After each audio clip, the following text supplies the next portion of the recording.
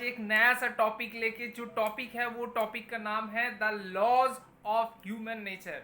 आज ये जो इम्पोर्टेंट टॉपिक आपके साथ मैं डिस्कस करूंगा वो बहुत ही इम्पोर्टेंट है हम लोग के पर्सनल लाइफ के लिए एंड प्रोफेशनल लाइफ के लिए both.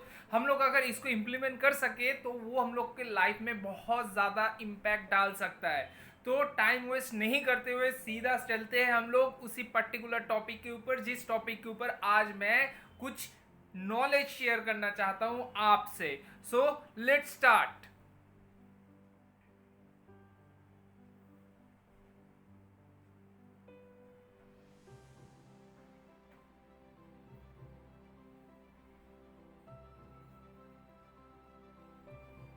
The laws of human nature, what is it is exactly it's all about? The laws of human nature means there are some कुछ लॉज है, कुछ रूल्स एंड रेगुलेशंस है, कुछ flaws है जो कि पर्टिकुलर ह्यूमन नेचर के लिए बहुत ही ज़्यादा इंपॉर्टेंट है और उसको फॉलो करना चाहिए हर एक ह्यूमन पर्सन के लिए।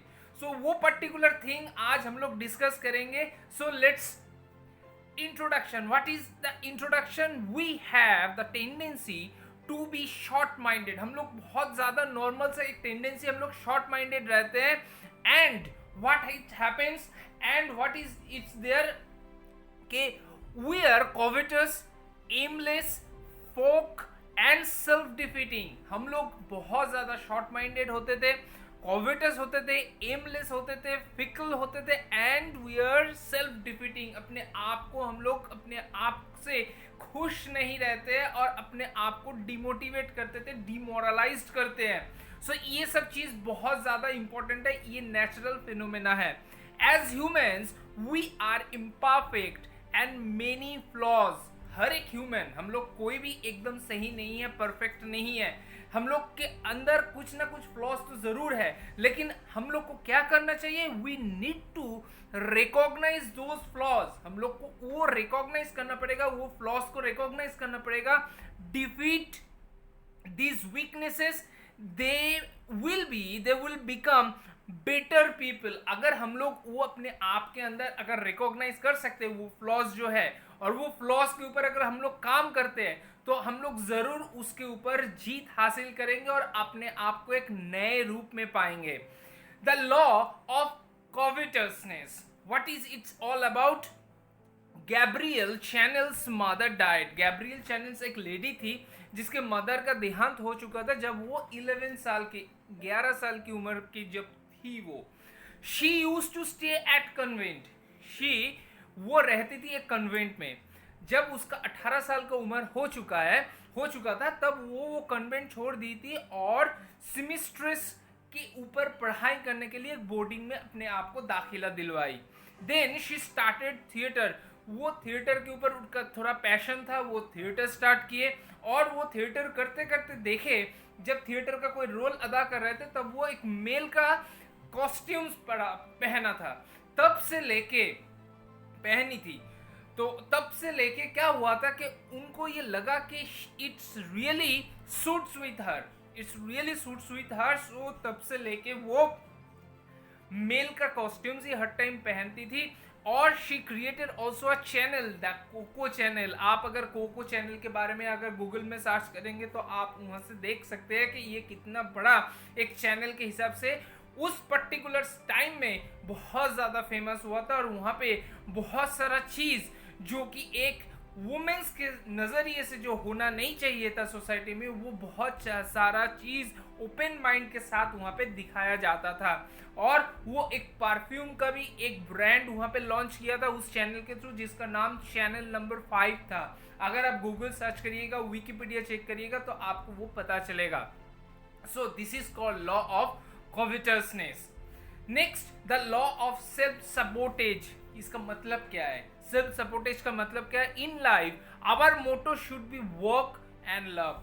हम लोग के लाइफ में मोटो क्या होना चाहिए? लव करना है और साथ ही साथ वर्क करना है। उसके रिजल्ट के बारे में नहीं सोचना है क्योंकि हम लोग इस दुनिया में आए हैं कुछ स्पेसिफिक रीजन के लिए, जो कि गॉड ने हम लोग को यहाँ पे, परमात्मा ने यहाँ पे हम लोग को भेजा है। सो हम लोग को उस पर्टिकुलर वर्क के ऊपर फोकस करना है, साथ ही साथ लोगों को लव करना है, क्योंकि हर एक इंसान इस दुनिया में गॉड गिफ्टेड है। सो हर कोई इंसान गॉड है, उसका एक पोर्शन उसके अंदर है। सो हम लोग सबको साथ लव को डिस्ट्रीब्यूट करना चाहिए। We have to keep good attitude and influential attitude for others for adopting good habits. Good attitude अपने अंदर होना चाहिए, साथ ही साथ इन्फ्लुएंशियल एटीट्यूड भी होना चाहिए to for others to adopting good habits. हर चीज, जैसे कि किसी से भी दुनिया में जहां से भी आपको नॉलेज मिले, अगर अच्छा नॉलेज मिले, पॉजिटिव नॉलेज मिले, उसको ले लीजिए और अपने अंदर उसको डाल दीजिए, और उसके साथ अपने आप को एकदम उसके साथ अपने आप को एडजस्ट कर लीजिए, सो दैट वो आपके अंदर समा जाए। So we have the power to lift our self up. हम लोग के अंदर ही वो पावर है। सो हम लोग अपने आप को लिव अप कर सकते हैं, अपने आप को बहुत ऊपर की तरफ ले जा सकते हैं, मॉरली भी ले जा सकते हैं और प्रोफेशनली भी ले जा सकते हैं, पर्सनल लाइफ में भी ले जा सकते हैं। We are the captain of our life. ये जो लाइफ है ये शिप की तरह है या एरोप्लेन की तरह है, और इसका जो ड्राइवर है वो हम लोग खुद है। तो ये किस दिशा में जाएगा ये डिपेंड करते हैं हम लोगों के ऊपर। The law of aimlessness, Martin Luther King junior, हम लोग जरूर उनका नाम सुने हैं। Grew up in a middle class black community in Atlanta Georgia. His father was a pastor of a church.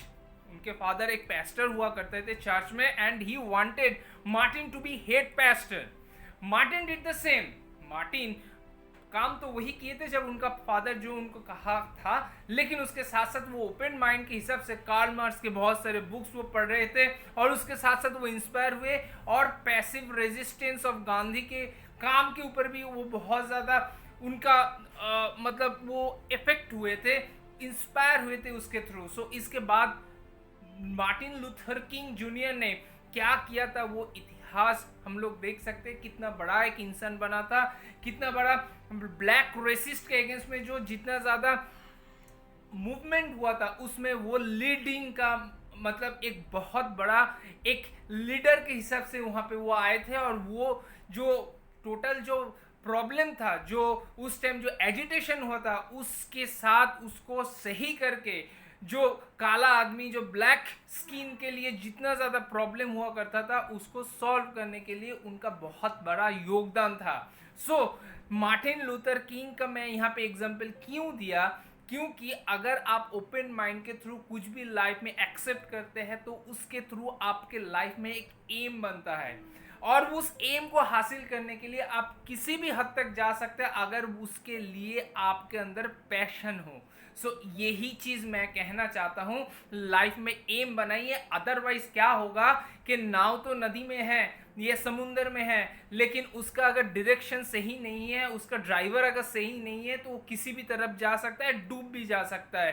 सो ये आपके ऊपर है, आपका एम क्या है, उस हिसाब से आप अपनी लाइफ को ड्राइव करिए। The law of folklessness. What is that? Queen Elizabeth जब 25 साल की थी तब उनको क्राउन दिया गया था। ये मैं 1559 का बात बोल रहा हूँ। It is a tradition that the new king or queen would have a possession all around London.